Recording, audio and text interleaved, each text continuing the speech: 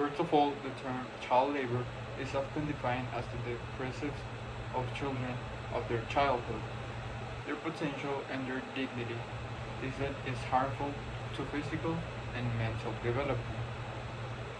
And education is the process of receiving or giving systematic instructions, especially at a school or at a university. Millions of children throughout the developing world work. Not all children work should be cause for concern. Some work activities develop practical knowledge and skills and reinforce children's sense of self-esteem and unite with their families. It is children's work that exploitive and dangerous child labor that poses a human right and socioeconomic challenge. Universal primary education may be the single most effective instrument for meeting this challenge, but because of research inadequacy in the multiplicity of factors involved, a neat-causal relationship cannot be established. Drawing on the case studies from different countries and exploring the many different ways child work and education are interconnected, I'm trying to say to pinpoint concerns that need to be addressed in order to eliminate child labor.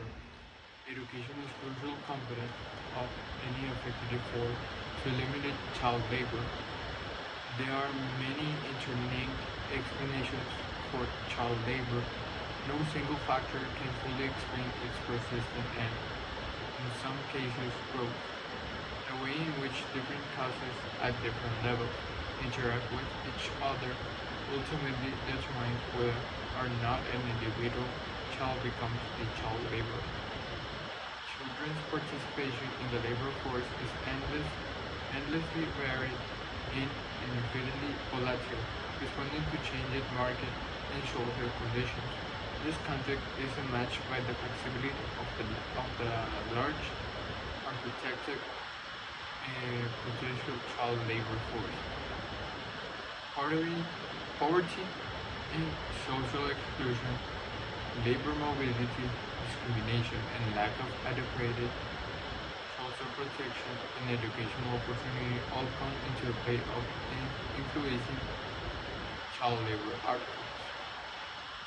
Experience shows that a combination of economic growth, respect for labor standards, universal education, and social protection, together with a better understanding of the needs and rights of children, and bring about a significant reduction in child labor.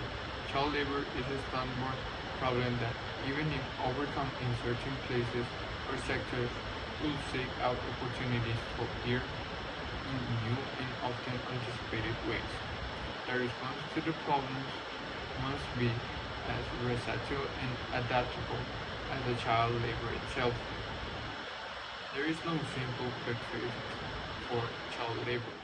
Some of these points may be that child labor lowers net primary enrollment ratios. Another point may be that there is a strong negative effect of child labor on school attendance. In some countries, school attendance rates of working children are only about half of those of non-working children. There is a significant correlation between levels of economic activity of children aged to 7 to 14 years and youth literacy rates in the 15 to 24 age bracket. Another point may be that rural working children tend to be among the most disadvantaged. Like boys and girls are often to do different jobs. Girls are usually overrepresented in non-economic activities, such as work in their own household. They are also often bear to double burden of working outside and inside of the house, often with little time left for schooling. For children who manage to combine work and education, performance at school often suffers. The relationship that education has with working children is that they have the same duties to get ahead, help the family, and put up the family's name. In many countries, working under the age of 18 is something impressive since many of them are studying. UNICEF announced that people who are under 18 years old have to have many requirements to be hired by a company, which is not a crime to hire minors. But if something happens with the minor, the company may suffer consequences.